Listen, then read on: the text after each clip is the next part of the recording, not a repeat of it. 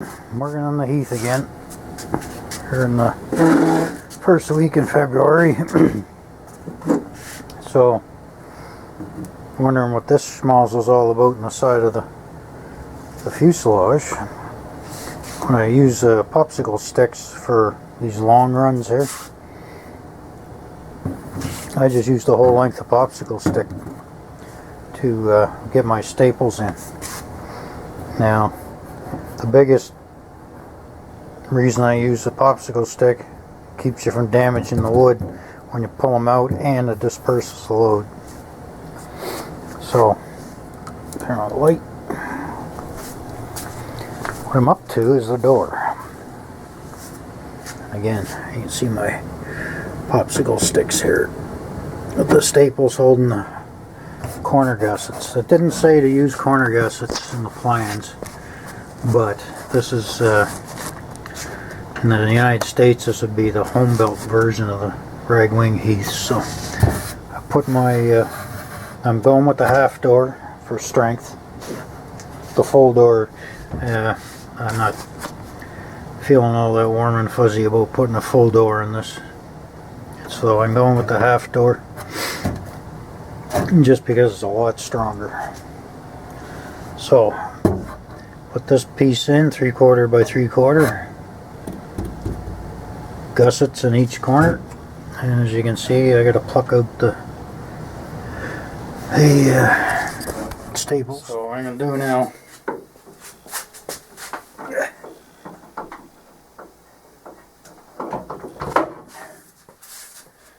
is drill a hole in each corner, about 1/8 of an inch away.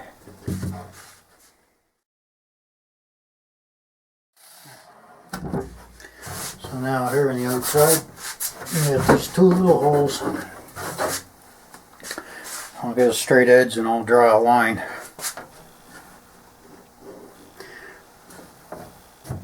right across the top of those two little holes. Now the plans do tell you to put another frame here with an 1/8 inch gap, and then cut between the 1/8 inch gap, but then you're perfectly wide open for beating up the edges of that. So I figured I'd just do it this way, cut it out, and then I can put my 3/4 by 3/4 border in after that. And I'll see about removing that bad boy there. So, now for the nerve-wracking part. Cutting into my airplane.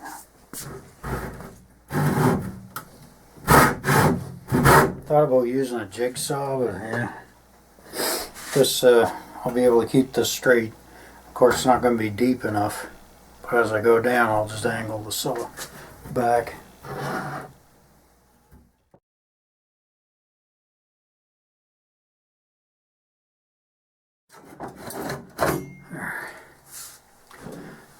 Now the fun part will be this one. Yeah, you can see why I didn't want that 3/4 by 3/4 run here, because I'll be dinging it up. And yeah, I get a feeling if I can really finish that off with a knife.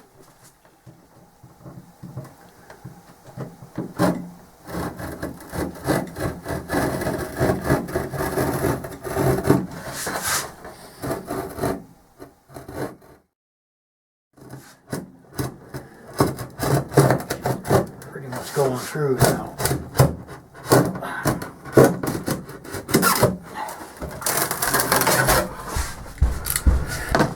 Yeah, a little scruffy, but not too bad. As you can see, ain't perfect, but the imperfect is here. It's a little rough here. We can fix that. This a little higher and I like it, but again, once the 3/4 by 3/4 on the door, there's a hinge got to go here too, so there, all sanded. I ended up taking this gusset out here And what I'm probably going to do is, well, definitely going to put a new one in. I just don't know if it'll be a 16th or maybe I'll put a 1/8 in there. Yeah. So yeah, got to put a new gusset in here, and I'll just run a little strip down there. I'll probably make it all one piece just to keep this whole thing the same thickness. So I end up using the disc, my handy old 60 grit disc there, and just ground off the old gusset carefully and then tidied it up with the sanding rail. So there it is. It's, you know, it's no looser than that, so looks good. Be nice and strong. So it's a couple of days after I cut the door out. Got her all sanded up.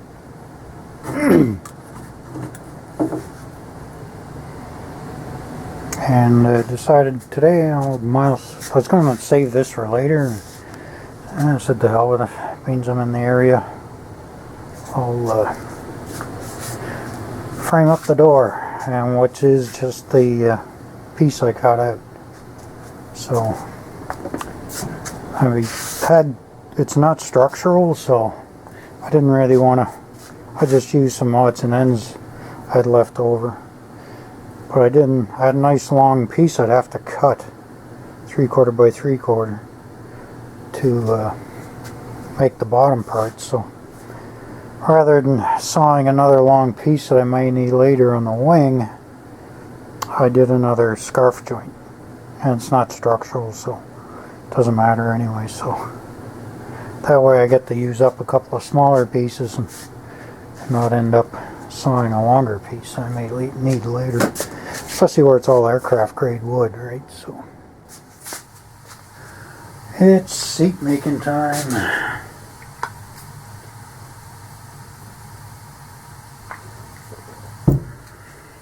Drinking cold coffee time too. Yeah. So I'm making the seat back, and I already started. Let's see, I have 5 bolts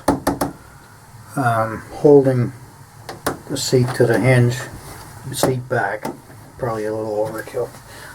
4 probably would have been enough, but now what the hell. And I already drilled pilot holes. This is done, as you can see. And I did a small hole. What I did is I shimmed the seat up. Hopefully I'm not screwing myself up, because you can see I use shims to get the distance. And when I drilled this out, I took the drill out and put it in the hole to maintain the position. Because when you're drilling from the back, it's damn hard to see. So the next 2 holes I drilled are 1/8. So I got another drill bit and I stuck it in that hole as a guide. And what it's going to do is just hold everything true while I drill the last 2 holes. So what I'm going to do now, if I could find my 1/8 piano wire, I'd use that. So we'll kind of start off.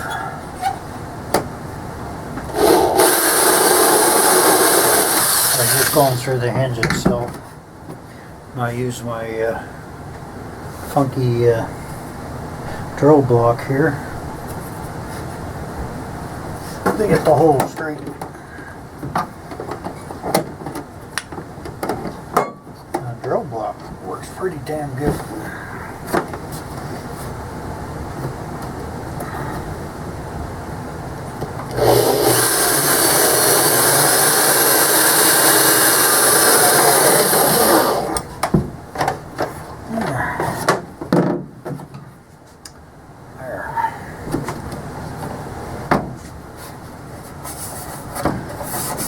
Judging by all these holes. As you can see, I'll never get a drill bit in there. And pretty much identical distance down. Looks like she was successful. I'll make sure.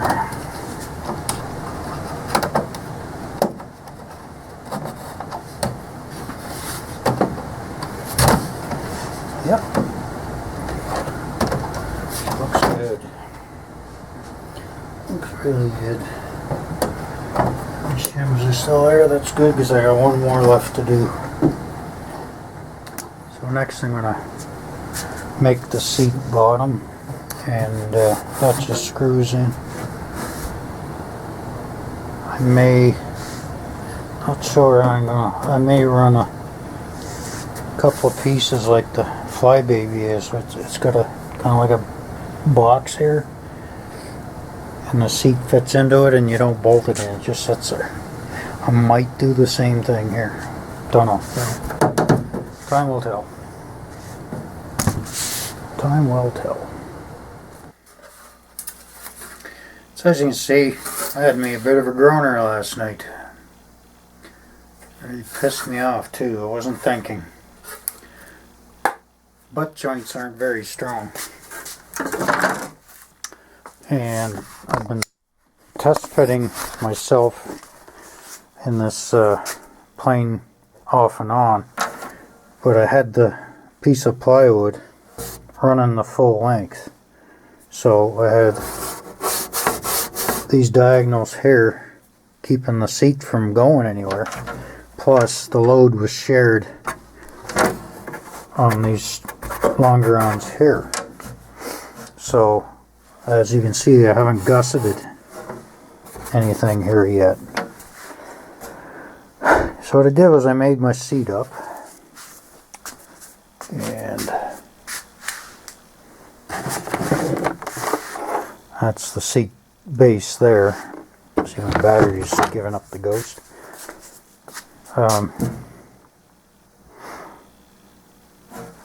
Problem is, when I test fit it, I just had it resting here, and I got in the airplane and the thing fell down on the back. There's no, it's just a bare piece of wood, and when it did that, all my weight, all 200 plus pounds of me went on this, like I was saying before the battery died.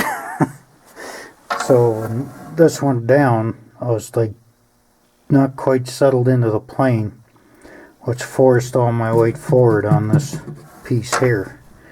And of course, butt joints, that would have bowed this enough to have the butt joints let go. And butt joints are not strong, as I have proven. So everything just kind of broke and went forward, which I was going to glue it back together, and I just ended up replacing this longeron here and making a whole new plywood sheet. So don't do that. So that set me back another hour and 15 minutes to make all this up. Plus I had to remove, I found out how good my glue joints were anyway. I had to remove all the wood, as you can see, which is good. That's what you want to see. If something's damaged, you want to see the wood staying on the what it's glued to and not having the joint itself break. So, yeah.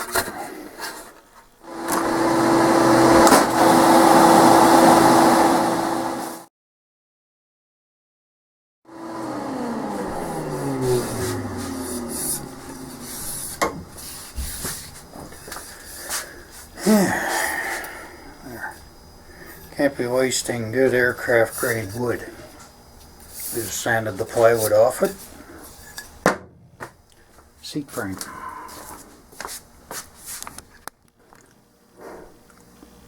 Well, the seat saga is over.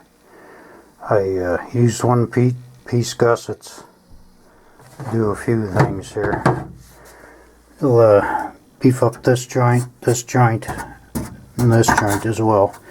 I put a post for aft and for this hair brace, so that any downward force or any force at all, I could pick the whole airplane up with these buggers now. And I got 3/4 by 3/4. And this one was 3/4 by 1, and I cut it back on a taper, so it came up and butted underneath this guy. Yeah. So that's all done. This won't come off again. Yeah, I was going to do that before I made my boo-boo, and it'll be alright. Sure. Yeah, that's alright. So,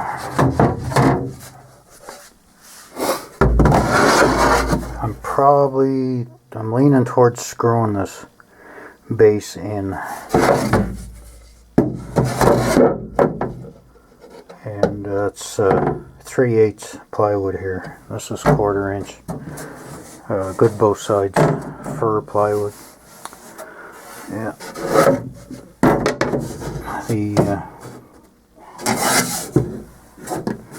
seat does not need to be made out of certified stuff.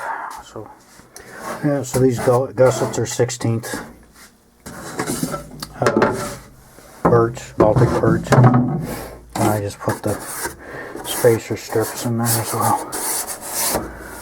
Yeah, so no more collapsing. So the next fun job is center line marked out for the 1/2 inch hole for the control tube.